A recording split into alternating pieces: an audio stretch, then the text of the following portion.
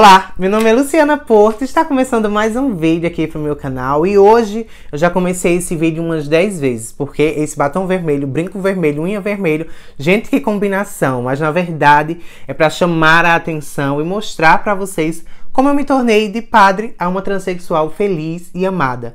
Estamos em meio da Semana Santa, hoje é Sexta-feira Santa, de acordo com os dogmas da igreja, de acordo com a própria Bíblia.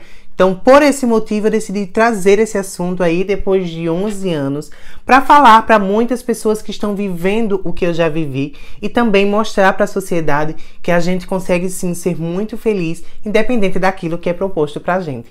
Vem comigo, fica até o final do vídeo para que você consiga entender essa história. Every single day, I'm gonna make something great. Primeiro de tudo, eu gostaria de agradecer às 250 pessoas que chegaram aí nesses últimos 28 dias. Eu tô muito feliz com a presença de vocês aqui.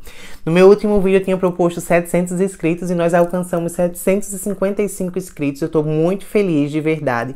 Falta 33,33% para a primeira meta do YouTube. Então, por favor, se você gosta desse tipo de assunto ou se você pretende apenas me ajudar, se inscreve aqui no meu canal para que com isso eu consiga trazer mais vídeos para vocês e falar um pouco mais sobre esses assuntos que rodeiam a nossa vida.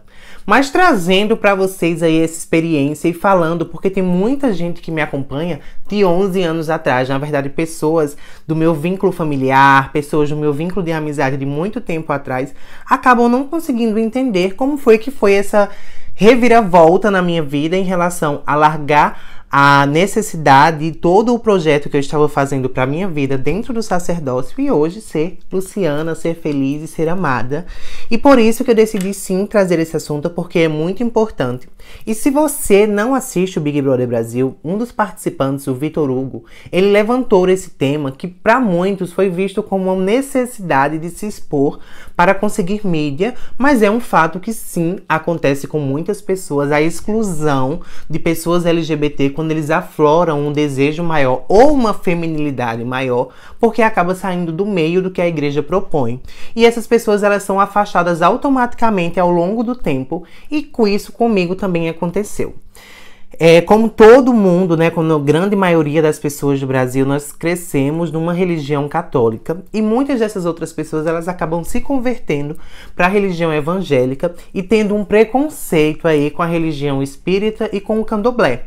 Então muitas dessas pessoas acabam acreditando que essas são as duas únicas religiões que podem salvar, que podem transformar a vida das pessoas, quando na verdade nós sabemos que não é bem assim. Não quero trazer o tema religiosidade separando para vocês, porque não é o momento desse vídeo, é mais para falar sobre essa minha história e essa mudança, como tudo aconteceu, e por que hoje eu sou quem eu sou, mesmo estando tanto tempo vivenciando dentro da Igreja Católica. Para que vocês conheçam um pouco mais, meus pais eram católicos e minha mãe sempre foi muito preocupada em criar eu e a minha irmã dentro da religião católica e dentro dos dogmas da igreja, inclusive.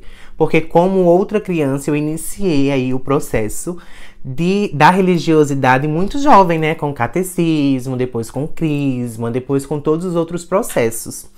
Porém, eu sempre me identificava como um homossexual, depois iniciando o processo da transição, como uma transexual que sou hoje. E durante esse período, eu fui descobrindo um amor imenso pela religião da Igreja Católica, mas principalmente depois que eu passei por todo esse processo, quando eu iniciei o meu crisma, né, que é o segundo passo aí dos sacramentos da Igreja Católica, para que você seja um fiel em relação a todos os dogmas que ela propõe. E eu, desde muito jovem, tinha um amor pelo sacerdócio. Eu acho que muitas crianças a gente vê hoje, né, brincando ali. Eu brincava de fazer missa, pegava a tábua de passar, fazia tudo aquilo, sabia decoradinho, isso com meus 6, 7 anos, todo o processo da missa, porque eu era muito amorosa com tudo aquilo que eu vivia e tinha um sentimento muito forte com a emoção da espiritualidade e também da Igreja Católica. E aí, durante o meu crisma, eu descobri uma fundação, uma associação que ajudava na minha cidade os pobres. Então foi aí mais que eu me apaixonei, porque acho que as pessoas que me conhecem ou vocês que me seguem aqui e ver na minha fala, eu sou tenho muito amor em relação à caridade. Eu acho que é uma das coisas que mais consegue salvar não só a pessoa que está recebendo a caridade, mas quem também está fazendo. Então aí eu me dediquei muito à minha vida em relação a isso. Foi quando eu conheci a caridade com os idosos e trabalhei, inclusive 3 anos, servindo, né, praticamente de forma gratuita, mas com muito amor para todos eles. Inclusive até hoje eu tenho muitas lembranças boas vivenciadas em relação a isso. E um outro ponto também que me deixou muito feliz foi quando eu me tornei catequista, né? Quando eu sempre sonhava, quando eu ia para as aulas de catequese, eu sempre sonhava em ser uma catequista e eu acabei me tornando nesse período em que eu vivenciava nessa fundação.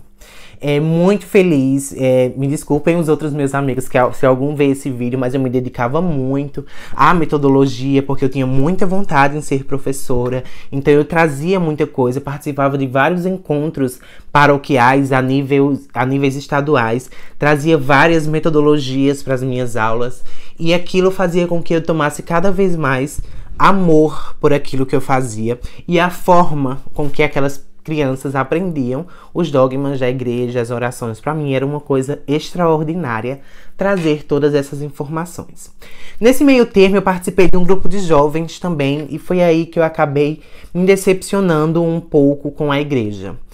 Porque existiam outras pessoas que também eram homossexuais, que estavam ali, mas que tinham um perfil não tão afeminado, ou que tinham um perfil em que não demonstrasse para outras pessoas que poderiam ser banidos, que poderiam ser deixados de lado de acordo com o seu dia a dia. E nesse processo eu acabei iniciando uma hierarquia que tinha dentro desse grupo de jovens, que eu amo de paixão, amo até hoje os dogmas e cumpro muito alguma das orações e alguma das imagens, né, que são propostas pra gente referente àquilo, principalmente Nossa Senhora das Graças, que eu sou muito apegada em relação a todas as orações.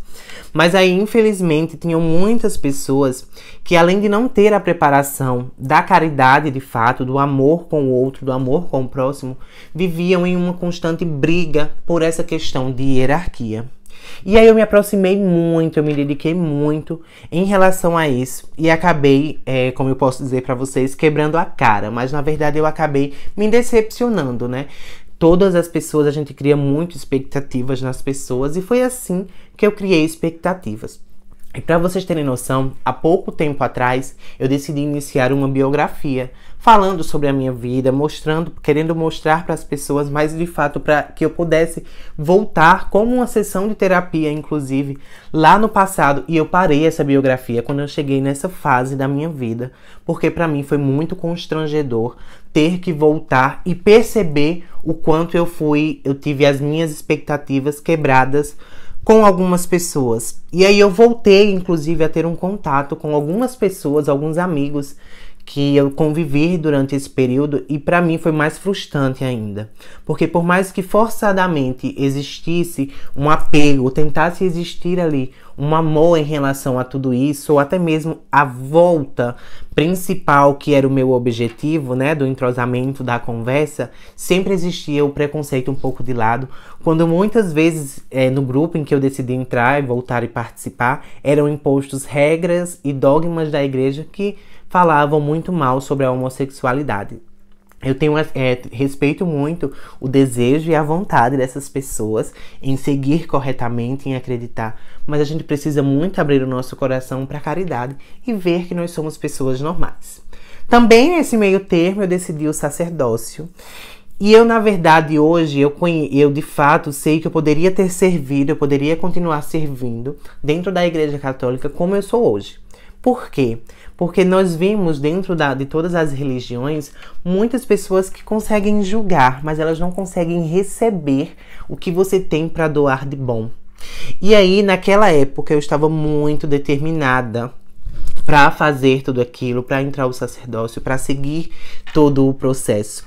fiz vários encontros, e em um desses encontros foi que teve ainda mais a minha decepção, e quando de fato eu me considerei expulsa da Igreja Católica, que foi quando em um desses eventos que eu cheguei para frequentar, que já era o terceiro evento, eu vi uma série de coisas em que a igreja julgavam como erradas, que o próprio homossexualismo, né, que para o sacerdócio a questão do celibato é muito importante. Então, como pessoas que já estavam dentro do seminário, que faltavam 2, 3 anos, estavam praticando o homossexualismo ali dentro. E até mesmo como as pessoas estavam levando aquilo com uma normalidade.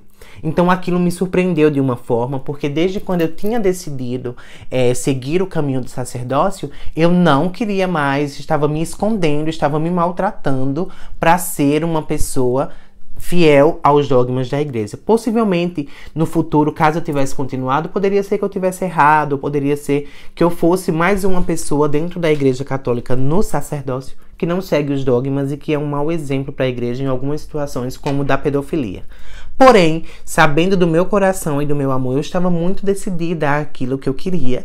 E aí, aquilo me decepcionou muito. Me decepcionou mais ainda quando eu comentei com os meus mentores sobre o que tinha acontecido. E claro, a mais afeminada, a mais passiva, a que as pessoas jamais acreditariam, ela não foi mais aceita dentro daquela congregação, dentro daqueles encontros, né? Foi pedido um pouco mais de tempo para que eu pudesse de fato me encontrar. Então, ou seja, todas as pessoas que continuavam fazendo aquilo e que me fizeram surpreender, e foi lá que eu vi que estava acontecendo tudo aquilo, continuaram, possivelmente estão até hoje, porque eu não busquei mais informações sobre isso. E eu, graças a Deus, estou aqui muito feliz, realizada e encontrada, mas vocês conseguem observar como é difícil para as pessoas da classe LGBT que são afeminadas ou que possuem trejeitos, inclusive para o processo de transição. Para mim aquilo foi muito difícil. E mais ainda depois, gente, sinceramente, eu tô falando aqui para vocês, mas eu não sei onde é que eu tava com a cabeça. Em um desses contatos, né, eu fui muito agredida porque eu tive um início de adolescência e de transição muito difícil. E hoje eu amadureço e reconheço as minhas falhas, e também, inclusive, quando eu vejo pessoas de uma menoridade do que eu, ou que estão nesse processo aí de transição, seja para transexualidade ou para qualquer outra idade da vida, eu aconselho muito, porque eu sei que nós passamos por momentos difíceis e durante a nossa fase psicológica a gente tem muitos altos e baixos. Então essas pessoas hoje, quando eu vejo, eu sempre aconselho, eu sempre dou muita ajuda, porque eu reconheço que na minha adolescência, nos meus 16, 17 anos, eu errei muito em relação a isso. E aí, voltando, eu recebi informações assim, tipo, de que eu tinha roubado algumas coisas que foram ditas nos bastidores, ou buscando coisas para que aquela hierarquia, ou para que aquela coisa que eu tinha alcançado, que seria a presidência de um grupo, ou a responsabilidade em eventos, mas não era aceitável para as pessoas, que uma pessoa como eu, que tinha várias outras falhas como todos os outros, mas que conseguiam passar mais despercebido para as outras pessoas. Então hoje eu decidi conversar de fato com vocês sobre esse assunto, para que muitas pessoas, e para que você próprio que não convive isso, mas que você não vive isso, que você consiga entender que a religião ela serve para ajudar, para acolher, mas muitas vezes existem pessoas que estão presas à maldade do outro, ou que estão presas até mesmo a alguns dogmas da igreja que conseguem e acabam não salvando. Abram mais os corações de vocês, que durante essa Páscoa, que durante essa vivência que nós estamos tendo, principalmente para quem vive a religião católica, para quem acredita em todo esse processo, se amem mais, se abracem mais e aceitem as pessoas da melhor maneira possível, porque isso é uma coisa indiscutível para a paz mundial, para a sua salvação e até mesmo para ajudar esse caos que nós estamos vivendo, porque muitas vezes nós somos culpadas de tudo isso que a gente está vivendo, quando na verdade a falta de amor, a falta de empatia e a falta de caridade também ajuda para isso.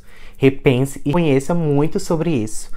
Hoje eu sou espírita, sigo todos os dogmas da religião espírita, mas também alguns dogmas da religião católica, a fé que eu tenho em algumas orações, ou até mesmo no próprio Jesus Eucarístico, que infelizmente hoje eu não não me atrevo mais a ir lá receber, mas eu comungo em espírito e principalmente na exposição do Santíssimo quando eu vejo em alguma igreja. Não por não acreditar que eu não fosse capaz ou que eu não fosse digna de receber a Santa Eucaristia, mas por respeitar a religião em relação a tudo isso que é proposto.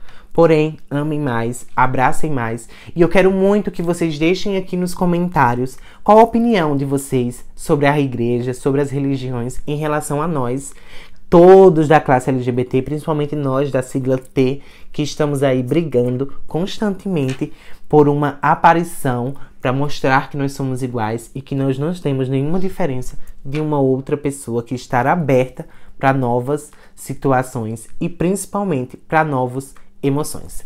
Muito obrigada, até o próximo vídeo. Espero que vocês tenham gostado. Paz e amor e que esteja uma Páscoa abençoada para vocês.